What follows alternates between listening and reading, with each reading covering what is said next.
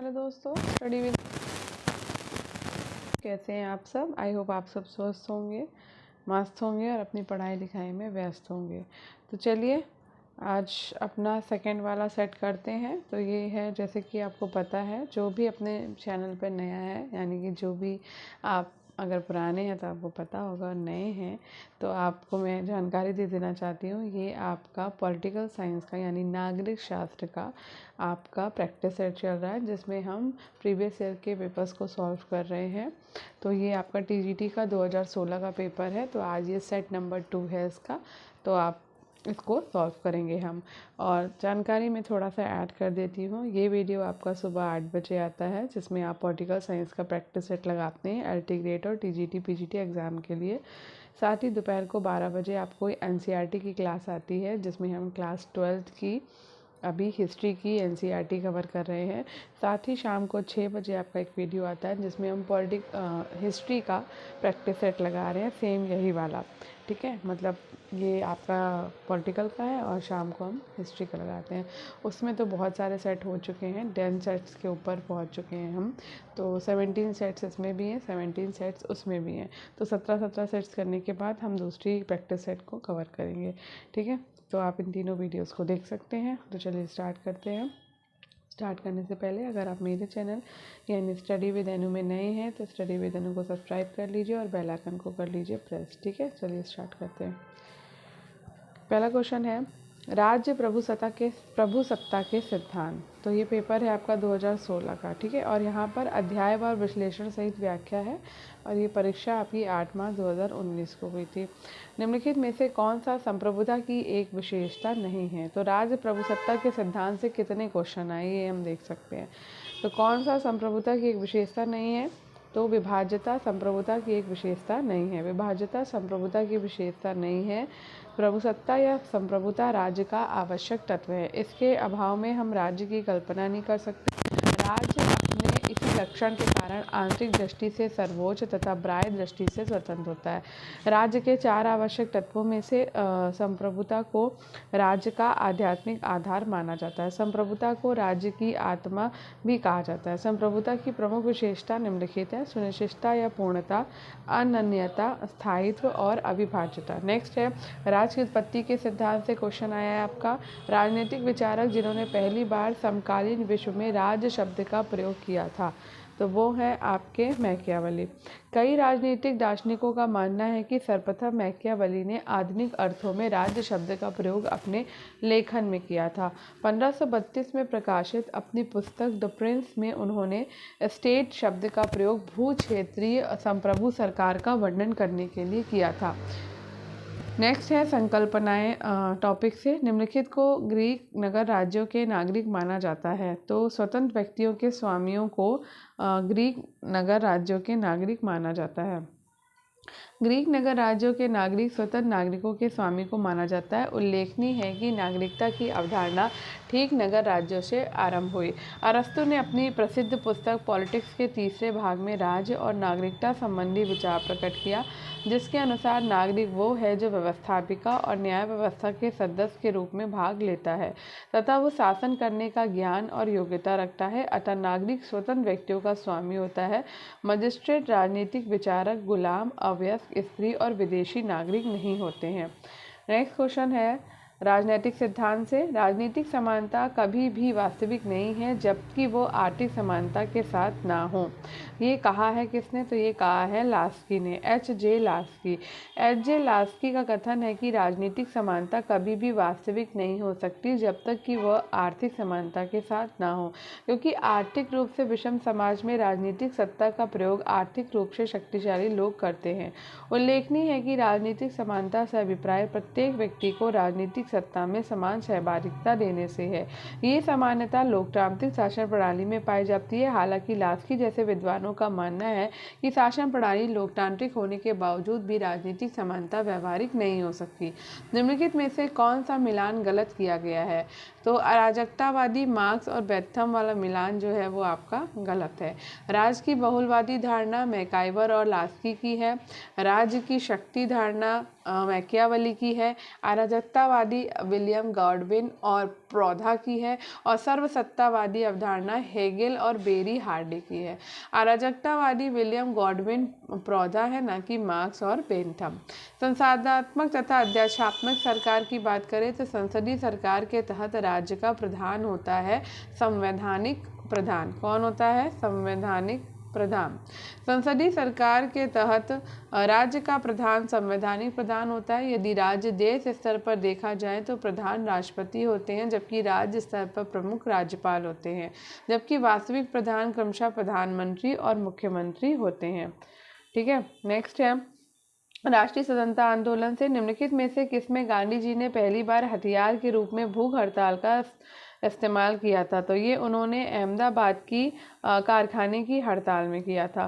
गांधी जी ने अपने जीवन का प्रथम सत्याग्रह 1917 में बिहार के चंपारण जिले में नील की खेती से जुड़े तिनकठिया प्रणाली के विरुद्ध किया। गांधी जी ने पहली बार हथियार के रूप में भूख हड़ताल का इस्तेमाल 1918 में अहमदाबाद कारखाने की हड़ताल में किया था।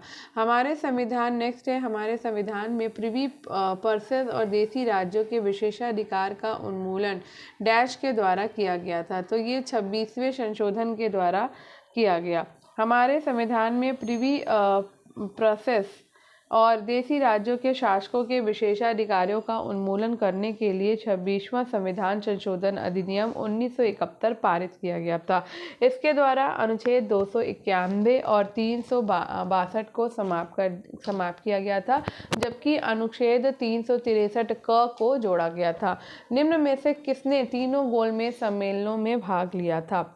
तो तीनों गोलमेज सम्मेलन में भाग लेने वाले थे भीमराव अंबेडकर।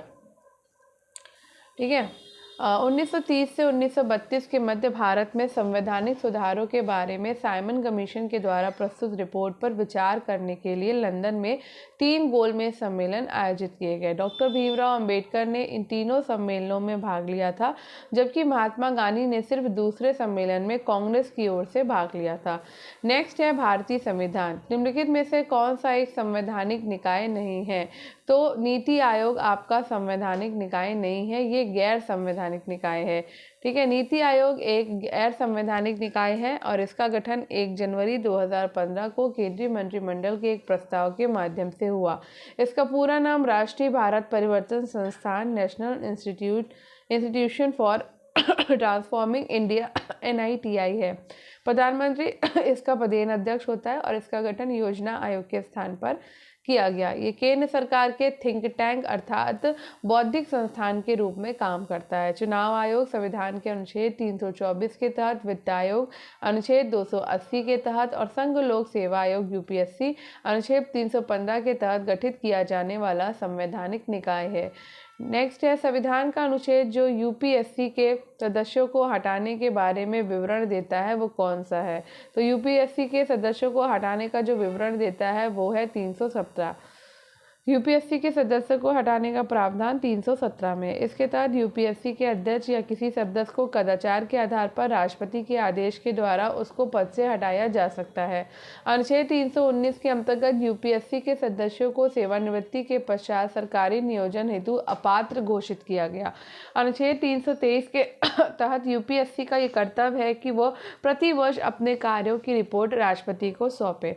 नेक्स्ट है भारत का राष्ट्रपति डैश के द्वारा निर्वाचित किया जाता है। तो भारत का राष्ट्रपति निर्वाचक मंडल के द्वारा निर्वाचित किया जाता है। भारत के राष्ट्रपति का निर्वाचन एक निर्वाचक मंडल के द्वारा किया जाता है, जिसमें संसद के दोनों सदनों अर्थात लोकसभा और राज्यसभा के निर्वाचित सदस्य, राज्य विधानसभाओं के निर्वाचित सदस्य और केंद्र शासित राज्य दिल्ली और पुडुचेरी विधानसभा के निर्वाचित सदस्य शामिल होते हैं।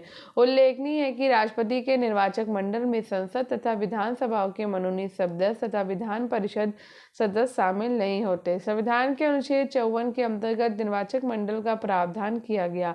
राष्ट्रपति का निर्वाचन अप्रत्यक्ष रूप से आनुपातिक प्रतिनिधित्व पद्धति के अनुसार एकल संक्रमणी मत प्रणाली के द्वारा होता है। नेक्स्ट है TDP राजनीतिक दल और राष्ट्र। तो TDP आंध्र प्रदेश का राज्य का राजनीतिक दल है। TMC तृणमूल कांग्रेस पश्चिम बंगाल की है। DMK द्रविड़ मुनेत्र कड़गम तमिलनाडु की है और BJD बीजू जनता दल उड़ीसा की है।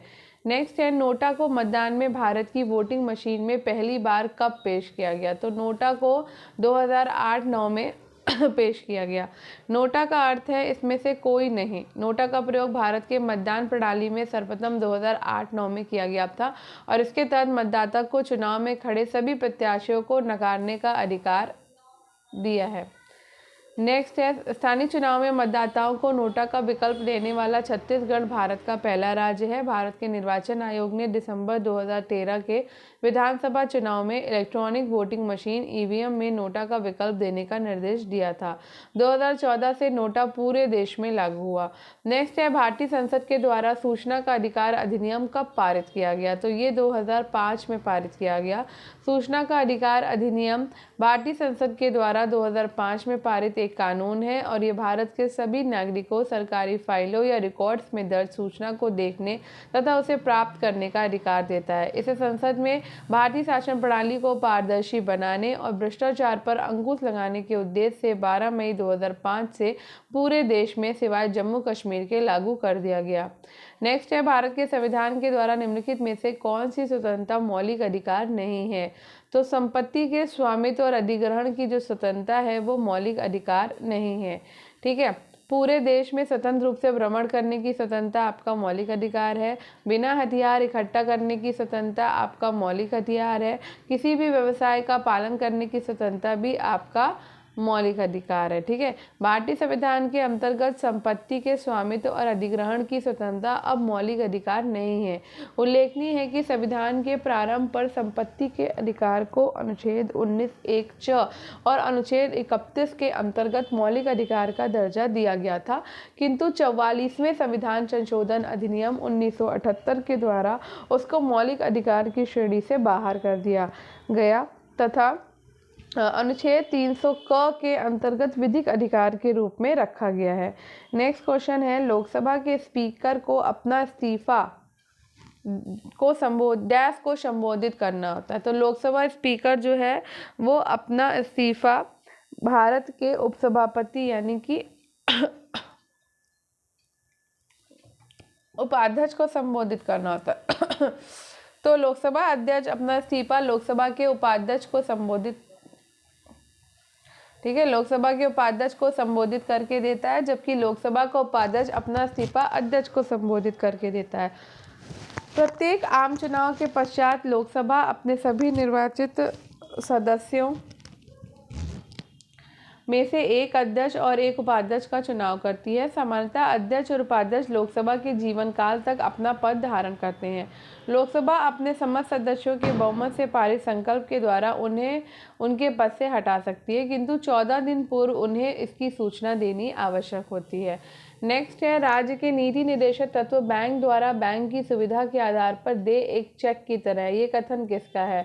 तो ये कथन है केटी शाह का।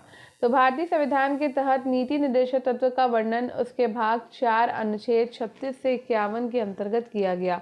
संविधान के तहत नीति निर्देशक तत्वों को शामिल करने का उद्देश्य सामाजिक एवं आर्थिक लोकतंत्र की स्थापना करना और कल्याणकारी राज्य की अवधारणा को मूर्त रूप देना है, परंतु निर्देशक तत्वों को न्यायालय के द्वारा परिवर्तनीय न बनाकर उसे राज्य द्वारा अपनी सुविधानुसार लागू करने का अधिकार दिया गया। इसलिए श्री केटी शाह ने कहा कि राज्य के नीति निर्देशक तत्व बैंक द्वारा बैंक की सुविधानुसार दे एक चेक की तरह है। नेक्स्ट क्वेश्चन है बजट के राजस्व अनुमान किसके द्वारा तैयार किए जाते हैं?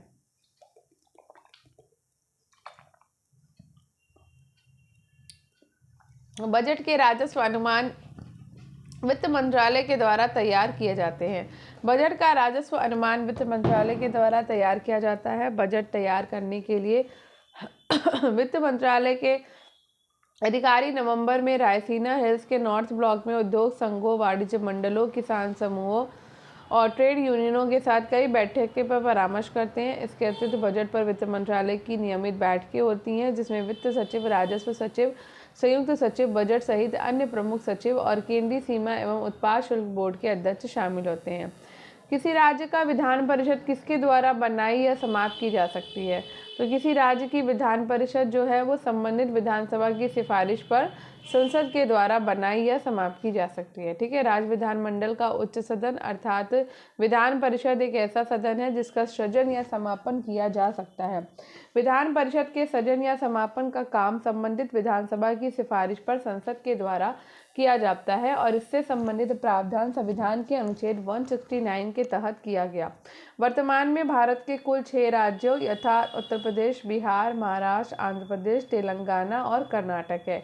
जम्मू कश्मीर विधान परिषद को जम्मू कश्मीर पुनर्गठन अधिनियम 2019 के द्वारा समाप्त कर दिया गया।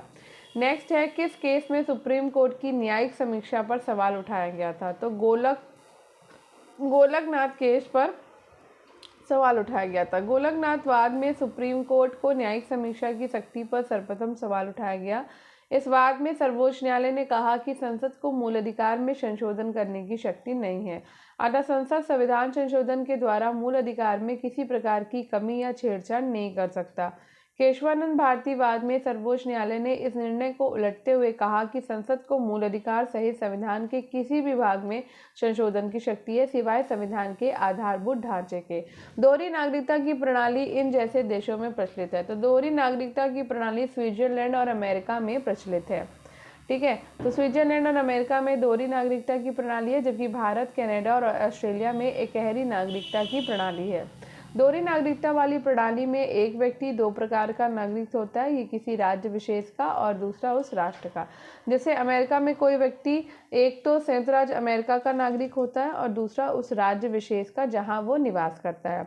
भारतीय संविधान के अनुसार 1 में भारत को कहा जाता है। तो भारतीय संविधान के अनुच्छेद 1 में भारत को राज्यों का संघ कहा जाता है।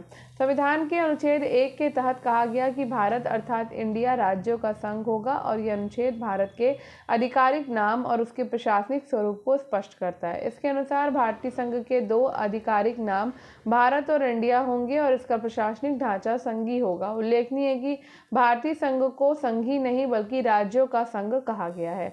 नेक्स्ट, एक ऐसे व्यक्ति को जिसे अवैध रूप से हिरासत में लिया गया उसे मुक्त करने के लिए उचित न्यायिक निकाय के द्वारा जारी किया गया लेख क्या होगा? तो ये लेख होगा बंदी प्रत्यक्षीकरण। एक ऐसे व्यक्ति को जिसे अवैध रूप से हिरासत में लिया गया उसे मुक्त करने के लिए न्यायालय के द्वारा बंदी प्रत्यक्षीकरण रिट जारी किया जाता है।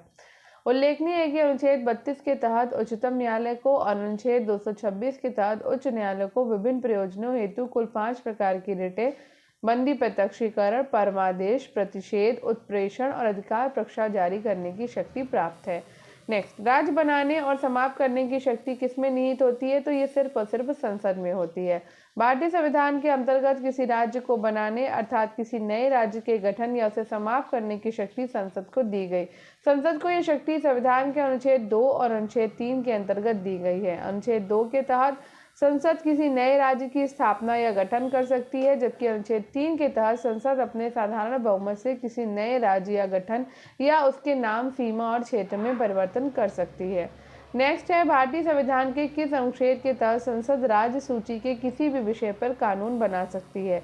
तो ये है अनुच्छेद 249। अनुच्छेद 249 के अंतर्गत राष्ट्रीय हित में संसद को राज्य सूची के किसी भी विषय पर कानून बनाने की शक्ति प्राप्त है। इसके अनुसार यदि राज्यसभा अपने 2/3 बहुमत से किसी विषय को राष्ट्रीय हित का विषय घोषित कर देती है तब संसद उस विषय पर विधि बना सकती है। उल्लेखनीय है कि अनुच्छेद 250, 252, 253, 356 के तहत भी संसद विभिन्न परिस्थितियों में राज्य सूची के विषयों पर विधि बना सकती है। नेक्स्ट है, संविधान का वो खंड जो अंतर्राष्ट्रीय शांति और सुरक्षा के प्रति राज्य की जिम्मेवारी के बारे में बताता है। तो ये है राज्य के नीति निर्देशक सिद्धांत। संविधान का भाग 4 अनुच्छेद 36 से 51 राज्य के नीति निर्देशक सिद्धांतों के बारे में है और इस भाग का अनुच्छेद 51 अंतर्राष्ट्रीय शांति और सुरक्षा के प्रति राज्य की जिम्मेदारी के बारे में है। इसके अनुसार राज्य का ये दायित्व है कि वो अंतर्राष्ट्रीय शांति और सुरक्षा में वृद्धि, राष्ट्रों के मध्य न्याय और सम्मान पूर्ण संबंध, अंतर्राष्ट्रीय संधियों और कानूनों के प्रति आदर भाव बढ़ाने तथा अंतर्राष्ट्रीय विवादों को मध्यस्थता के माध्यम से निपटाने आदि के लिए प्रयास करे। नेक्स्ट है, भारत के राष्ट्रपति के द्वारा वित्त आयोग डैश वर्ष के लिए नियुक्त किया जाता है। तो ये 5 वर्ष के लिए नियुक्त किया जाता है। भारत के राष्ट्रपति के द्वारा वित्त आयोग 5 वर्ष के लिए नियुक्त किया जाता है। वित्त आयोग एक संवैधानिक निकाय है। संविधान के अनुच्छेद 280 के तहत इसके गठन संबंधी प्रावधान दिया गया। इसका गठन केंद्र सरकार को वित्तीय मामलों पर सलाह देने और केंद्र और राज्यों के मध्य करों के विभाजन एवं राज्यों को दिए जाने वाले अंश के बारे में सिफारिश करने के लिए किया जाता है। इस आयोग में एक अध्यक्ष तथा 4 अन्य सदस्य होते हैं। नेक्स्ट है, संपत्ति के अधिकार को मौलिक अधिकारों की सूची से हटा दिया गया है 44वें संविधान संशोधन के द्वारा। संपत्ति के अधिकार को 44वें संविधान संशोधन अधिनियम 1978 के द्वारा मौलिक अधिकार की सूची से हटा दिया गया। उल्लेखनीय है कि मूल संविधान में अनुच्छेद 19(1) च और अनुच्छेद 31 के अंतर्गत संपत्ति के अधिकार को मौलिक अधिकार का दर्जा प्रदान किया गया था, किंतु 44वें संविधान संशोधन गुड्डू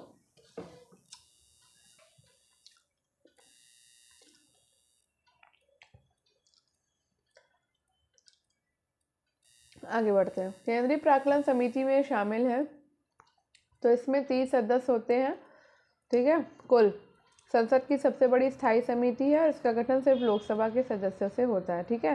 राज्यसभा के सदस्य इस समिति में नहीं शामिल होते हैं और इसका गठन लोकसभा में बजट पेश किए जाने के बाद होता है, ठीक है। इस समिति का प्रमुख कार्य बजट का अध्ययन करना है, उसमें अनुमानित व्ययों की जांच करना है और लोक व्यय में मितव्ययिता हेतु सुझाव देना है, इसलिए इसे स्थायी मितव्ययिता समिति भी कहा जाता है। नेक्स्ट है, 1947 में बने नेहरू की सरकार के कानूनी मंत्री थे। तो नेहरू की सरकार के कानूनी मंत्री थे डॉक्टर भीमराव अंबेडकर, ठीक है। 1947 में गठित नेहरू की सरकार में कानून मंत्री का पद भीमराव अंबेडकर को दिया गया और इस समय इस सरकार में सरदार वल्लभ भाई पटेल को गृह मंत्री, सी बलदेव को रक्षा मंत्री और आर के राजमुखम चेट्टी को वित्त मंत्री और अब्दुल कलाम आज़ाद को शिक्षा मंत्री बनाया गया था। राजेंद्र प्रसाद खाद्य और कृषि मंत्री और डॉक्टर जॉन मथाई रेलवे और परिवहन मंत्री नियुक्त किए गए थे। नेक्स्ट है,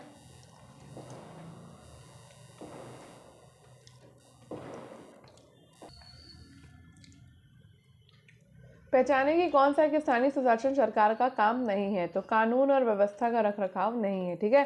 कानून और व्यवस्था का रखरखाव स्थानीय स्वशासन सरकार का कार्य नहीं है। कानून और व्यवस्था संविधान की 7वीं अनुसूची के तहत राज्य सूची का विषय है और कानून और व्यवस्था का रखरखाव राज्य सरकार का काम है, ठीक है। स्वास्थ्य और स्वच्छता, ग्रामीण आवास और पेयजल प्रदान करना स्थानीय सरकार का काम है। नेक्स्ट है, भारतीय संविधान में 73वें और 74वें संशोधन अधिनियमों में निम्नलिखित को सम्मिलित किया गया है, तो भाग 9 और भाग 9(1) को, ठीक है। भारतीय संविधान में 73वें और 74वें संविधान संशोधन में क्रमशः 73वें के तहत भाग 9 और 74वें के तहत भाग 9(a) को शामिल किया गया। भाग 9 के तहत अनुच्छेद 243 से 243 ऋण तक पंचायतों के बारे में प्रावधान किया गया, जबकि भाग 9(a) के तहत अनुच्छेद 243 त से अनुच्छेद 243 छ तक नगर पालिकाओं के बारे में है। राजनीतिक अस्थिरता को जन्म देने वाली दलबदल की परंपरा को किस संशोधन के द्वारा सीमित किया गया, तो ये सीमित किया गया है 52वें संवैधानिक संशोधन के द्वारा। भारतीय संविधान में 52वें संविधान संशोधन अधिनियम 1985 के द्वारा 10वीं अनुसूची को जोड़ा गया और इसके तहत राजनीतिक अस्थिरता को जन्म देने वाली दलबदल की परंपरा को सीमित किया गया। इसमें संसद या राज्य विधानमंडल के सदस्यों को दलबदल के आधार पर सदन की सदस्यता से वंचित किए जाने का प्रावधान है। नेक्स्ट है, PIL से जुड़े व्यक्ति हैं, तो PIL से जुड़े हुए व्यक्ति हैं न्यायमूर्ति भगवती। भारत के पूर्व मुख्य न्यायाधीश न्यायमूर्ति PN Bhagwati PIL public interest litigation से जुड़े व्यक्ति हैं, लिटिगेशन, ठीक है। उल्लेखनीय कि भारत में PIL अथवा जनहित याचिका के जन्मदाता न्यायमूर्ति PN भगवती और न्यायमूर्ति श्री कृष्णा अय्यर साहब को माना जाता है। इस याचिका के तहत किसी व्यक्ति के किसी संवैधानिक या विधिक अधिकार का उल्लंघन होने पर जनहित से प्रेरित कोई भी व्यक्ति वाद ला सकता है, उसका वाद से जुड़ा होना आवश्यक नहीं होता। नेक्स्ट क्वेश्चन है, अनुच्छेद और संदर्भ, तो 16 में क्या है, 32 में क्या है, 14 में क्या है, 17 में क्या है। तो भाई 17 में तो अस्पृश्यता अपराध है, 32 में संवैधानिक उपचार है और 16 में सार्वजनिक रोजगार में समान अवसर है और शायद 14 में कानून के समझ समानता है, ठीक है। तो मुझे भी एक मिनट देखना पड़ेगा। तो हाँ, 16 में सार्वजनिक रोजगार के समान अवसर है, 32 में संवैधानिक उपचार का अधिकार है, 14 में कानून के समझ समानता है और 17 में अस्पृश्यता अपराध है, ठीक है। नेक्स्ट है, केंद्र सरकार किसकी सिफारिशों के आधार पर भारत की संचित निधि से राज्यों को अनुदान देता है, तो ये काम होता है वित्त आयोग की सिफारिश पर। केंद्र सरकार वित्त आयोग की सिफारिशों के आधार पर भारत की संचित निधि से राज्यों को अनुदान देता है। संविधान के अनुच्छेद 275 के तहत केंद्र और राज्यों को अनुदान दिए जाने का प्रावधान किया गया। सहायता अनुदान के माध्यम से विभिन्न राज्यों के मध्य विद्यमान संसाधन असमानता को घटाने का प्रयास किया जाता है। नेक्स्ट क्वेश्चन है, भारत में न्यायिक समीक्षा की शक्ति का उपभोग करता है। तो ये करता है उच्च न्यायालय और सुप्रीम कोर्ट, यानी हाई कोर्ट और सुप्रीम कोर्ट। भारत में न्यायिक समीक्षा की शक्ति का प्रयोग सुप्रीम कोर्ट और हाई कोर्ट दोनों के द्वारा किया गया है। संविधान के अनुच्छेद 32 के अंतर्गत सुप्रीम कोर्ट को और अनुच्छेद 226 के अंतर्गत हाई कोर्ट को न्यायिक समीक्षा या न्यायिक पुनरावलोकन की शक्ति प्राप्त है। इस शक्ति के तहत न्यायालय विधायिका और कार्यपालिका के कार्यों की समीक्षा कर उसे संवैधानिक और असंवैधानिक घोषित करता है। नेक्स्ट है सूची से सूची को मिलाना। बंदी प्रत्यक्षीकरण का क्या अर्थ होता है? आपको सशरीर प्रस्तुत होना पड़ सकता है। उत्प्रेषण लेख, परमादेश, तो यहां पर निषेध होगा, स्थगन आदेश, उत्प्रेषण लेख होगा प्रमाणित होने के लिए, परमादेश होगा कि हम आदेश देते हैं, और बंदी प्रत्यक्षीकरण कराएगा कि आपको सशरीर प्रस्तुत होना पड़ सकता है। ठीक है, अब आगे बढ़ते हैं नेक्स्ट क्वेश्चन पे। यहाँ पे हमें सूची 1 से सूची 2 को मिलाना है। ठीक, तो किसमें क्या क्या है ध्यान से देखो। बैठे बैठे भरी तो रहे। चलिए 356 में क्या है भाई? 356 में है आपका राज्य का आपातकाल। 360 में आपका वित्तीय आपातकाल है। 356 में आपका राष्ट्रीय आपातकाल है, शायद सॉरी 352 में राज्य आपातकाल है, और 315 में आपका संघ लोक सेवा आयोग है। देख लेते हैं सही मिलाया है या नहीं। तो 356 में राज्य आपातकाल, 352 में राष्ट्रीय आपातकाल है, गलत मिला दिया। 360 में वित्तीय आपातकाल है, और अनुच्छेद 315 में संघ लोक सेवा आयोग। ठीक है, नेक्स्ट क्वेश्चन पे चलते हैं। जब भारतीय संविधान तैयार किया गया तब संविधान की प्रस्तावना में भारत को क्या कहा गया था? तब संविधान में भारत की प्रस्तावना में भारत को संप्रभु, लोकतांत्रिक और गणराज्य कहा गया था। उस समय ना तो धर्मनिरपेक्ष शब्द जोड़ा गया था और ना ही आपका समाजवादी। ठीक है, आगे बढ़ते हैं, और ना ही अखंडता शब्द जोड़ा गया था। जब संविधान तैयार यानी कि लागू किया गया उस समय प्रस्तावना में भारत को संप्रभु, लोकतांत्रिक एवं गणराज्य कहा गया। बाद में 42वें संविधान संशोधन अधिनियम 1976 के द्वारा उसमें पंथ निरपेक्ष एवं समाजवादी शब्द को भी जोड़ा गया। अतः वर्तमान में भारत एक संप्रभुत्व संपन्न समाजवादी पंथ निरपेक्ष लोकतांत्रिक गणराज्य है। नेक्स्ट है, भारत के राष्ट्रपति डैश कर सकते हैं। तो भारत के राष्ट्रपति लोकसभा को भंग कर सकते हैं। तो कोई भी ढक्कन मिलेगा तो मिलेगा। भारत के राष्ट्रपति संसद द्वारा पारित बिलों को सहमति देते हैं, और भारत के राष्ट्रपति संसद के संयुक्त सत्र को संबोधित कर सकते हैं। संविधान के अनुच्छेद 85 के तहत राष्ट्रपति को संसद का सत्र बुलाने, सत्रावसान करने, लोकसभा को भंग करने की शक्ति है। अनुच्छेद 111 के अंतर्गत वो संसद द्वारा पारित बिलों को सहमति देते हैं। अनुच्छेद 86 और 87 के तहत राष्ट्रपति संसद के संयुक्त सत्र को संबोधित कर सकते हैं। भारत में लोकसभा की अवधि समाप्त होने के पूर्व ही निर्वाचन आयोग चुनाव करने की सिफारिश करता है। तत्पश्चात राष्ट्रपति चुनाव कराने की अधिसूचना जारी करता है, और उसके बाद निर्वाचन आयोग चुनाव संपन्न कराता है। सुप्रीम कोर्ट के अधिकार क्षेत्र को बढ़ाया जा सकता है। तो सुप्रीम कोर्ट के अधिकार क्षेत्र को बढ़ाया जा सकता है संसद द्वारा कानून बनाकर। ठीक है, तो संविधान के अनुच्छेद 138 के अंतर्गत सर्वोच्च न्यायालय की अधिकारिकता में वृद्धि की शक्ति संसद को दी गई है। इसके अनुसार संसद संघ सूची में वर्णित किसी भी विषय के बारे में उच्चतम न्यायालय को आधिकारिकता प्रदान कर सकती है। नेक्स्ट है, बैठक हेतु विधानसभा के लिए गणपूर्ति होगी। तो बैठक हेतु विधानसभा के लिए गणपूर्ति होगी सदन के कुल सदस्यों में 1/10। संविधान के अनुच्छेद 189 के अनुसार विधानसभा की बैठक हेतु आवश्यक गणपूर्ति सदन के कुल सदस्यों का 1/10 भाग है, किंतु ये संख्या 10 से कम नहीं होनी चाहिए। दूसरे शब्दों में विधानसभा की गणपूर्ति के लिए सदस्यों की संख्या कुल सदस्य संख्या का 1/10 या 1/10 भाग या 10 से जो अधिक हो आवश्यक होती है। वित्तीय आपातकाल के दौरान राष्ट्रपति कर सकते हैं। तो वित्तीय आपातकाल के दौरान राष्ट्रपति जो है वो न्यायाधीशों सहित सिविल सेवकों के वेतन को क्या कर सकते हैं, कम कर सकते हैं। 360 के अंतर्गत वित्तीय आपातकाल का प्रावधान है और इसके अनुसार वित्तीय आपात के दौरान राष्ट्रपति संघ और राज्यों की सेवाओं के सदस्यों और उच्च न्यायालय एवं उच्चतम न्यायालय के न्यायाधीशों के वेतन में कमी करने का निर्देश दे सकते हैं। इस दौरान विधानसभा धन विधेयक पारित कर सकती है, किंतु उसे राष्ट्रपति के विचार के लिए आरक्षित किया जा सकता है। नेक्स्ट है, संविधान का अनुच्छेद 370 संबंध रखता है। तो संविधान का अनुच्छेद 370 संबंध रखता है जम्मू कश्मीर के लिए विशेष दर्जे से। संविधान का अनुच्छेद 370 जम्मू कश्मीर के विशेष दर्जे से संबंधित है। इसके अनुसार जम्मू कश्मीर में भारतीय संविधान के सिर्फ वही प्रावधान लागू होते हैं जिसे राष्ट्रपति ने अपने विशेष आदेश के द्वारा वहां लागू किया हो। विशेष दर्जे के कारण जम्मू कश्मीर का अपना अलग संविधान है तथा यहाँ दोहरी नागरिकता का प्रावधान है। नेक्स्ट है, राजनीतिक विचारक। द फिलोसफी ऑफ राइट लिखी गई थी किसके द्वारा, हेगल के द्वारा।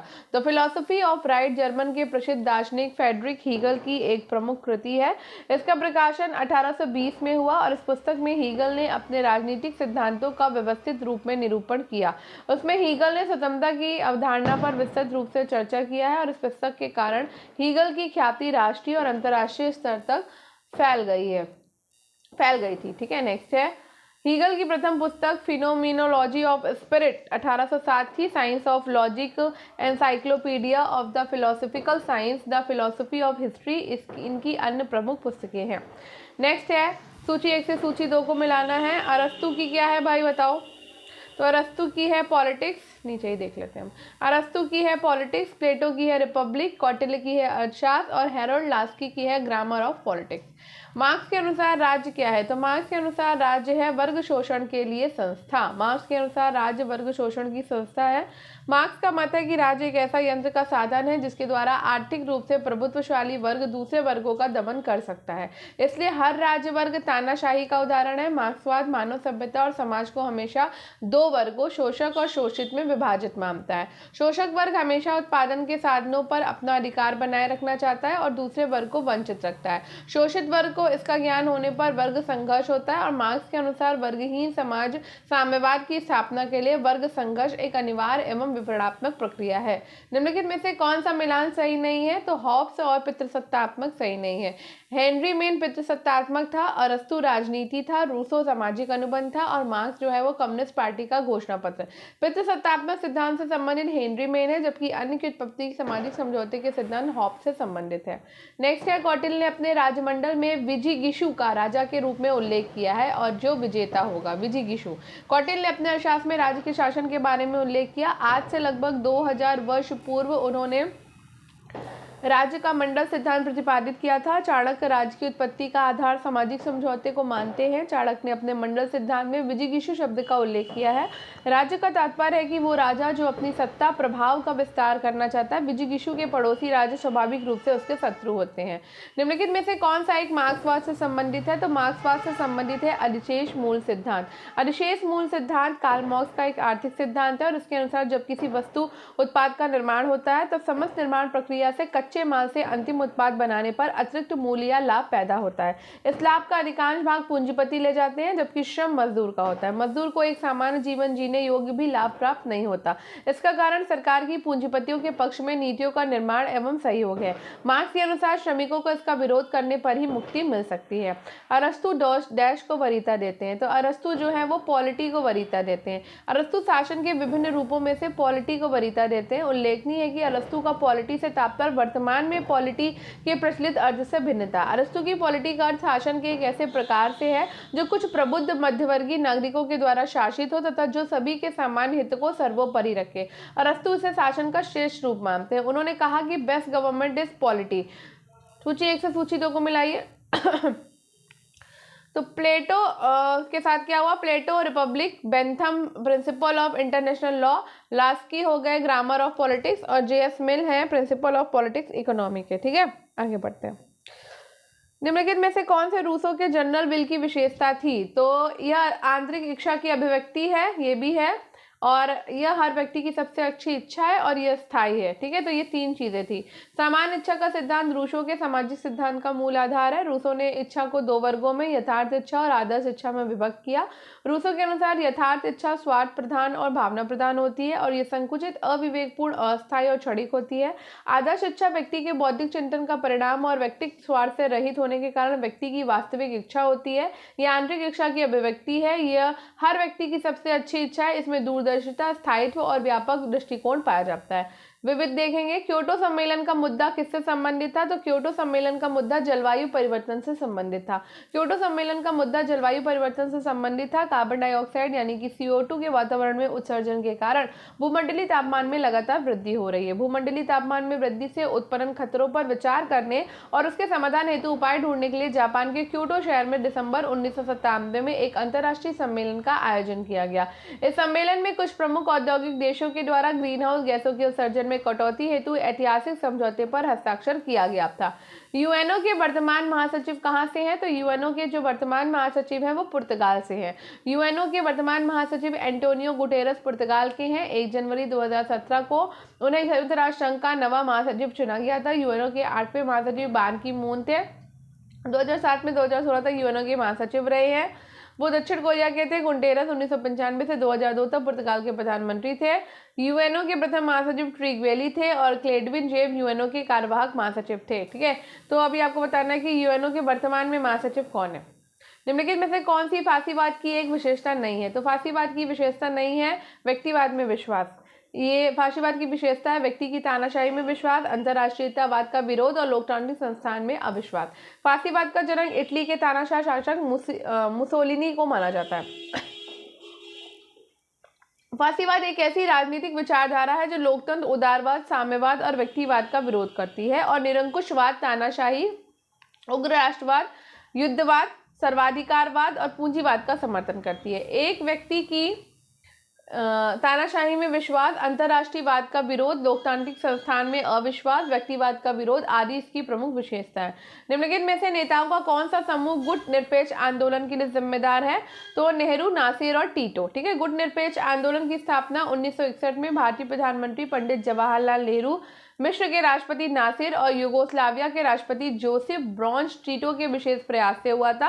यह एक अंतर्राष्ट्रीय संगठन है और इसका गठन शीत युद्ध के उस दौर में हुआ जब विश्व के अधिकांश देश संयुक्त राज्य अमेरिका और सोवियत रूस के 2 खेमे में बटा हुआ था। इस संगठन के सदस्यों ने किसी गुट में शामिल न होकर स्वयं को तटस्थ रखा है।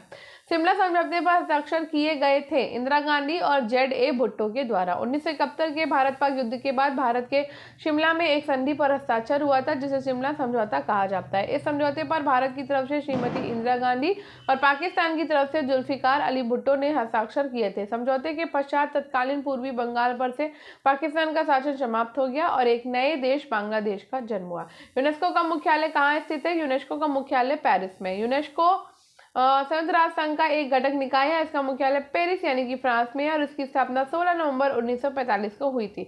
इसका प्रमुख कार्य शिक्षा, संस्कृति और विज्ञान की सहायता से अंतर्राष्ट्रीय शांति और विकास को बढ़ावा देना है। यूएन सुरक्षा परिषद में वीटो विशेषाधिकार है। सुरक्षा परिषद के स्थायी सदस्यों द्वारा नकारात्मक वोट की कार्य प्रणाली। वीटो एक लैटिन शब्द है जिसका अर्थ है मैं निषेध करता हूं, अतः यह एक निषेधात्मक विशेषाधिकार है। संयुक्त राष्ट्र संघ के सभी 5 स्थायी सदस्यों अमेरिका, ब्रिटेन, रूस, फ्रांस, चीन को वीटो शक्ति प्राप्त है। जिन देशों को एक विशेषाधिकार प्राप्त है वह किसी भी प्रस्ताव को रोक सकता है चाहे उसके पक्ष में कितने भी वोट पड़े हों। अतः संयुक्त राष्ट्र संघ में वीटो सुरक्षा परिषद के स्थायी सदस्यों के द्वारा नकारात्मक वोट की कार्य प्रणाली है। तो ये हमारा यहाँ पर हो जाता है ये वाला पूरा का पूरा फिनिश। इसमें हमने 62 क्वेश्चंस कंप्लीट करे हैं। तो कल हम करेंगे 2013 का। तो थोड़ा सा मैंने फास्ट करने की कोशिश करी और कल थोड़ा सा स्लो करने की कोशिश करूँगी। वैसे मैं फास्ट इसलिए भी कर रही हूँ कि समय ज़्यादा नहीं लेते, फटाफट से करते चले जाते हैं। तो अगर आपको आज का वीडियो पसंद आया हो तो वीडियो को लाइक कर दीजिएगा, शेयर कर दीजिएगा और चैनल को कर लीजिएगा सब्सक्राइब। ठीक है, मिलते हैं कल स्टडी विद अनु के साथ और पढ़ते रहिए और क्लासेस करते रहिए और प्रैक्टिस सेट ज़रूर लगाइए, चाहे कहीं से भी लगाइए पर ज़रूर लगाइए, ज़रूर लगाइए, ज़रूर लगाइए। ठीक है, बाय बाय।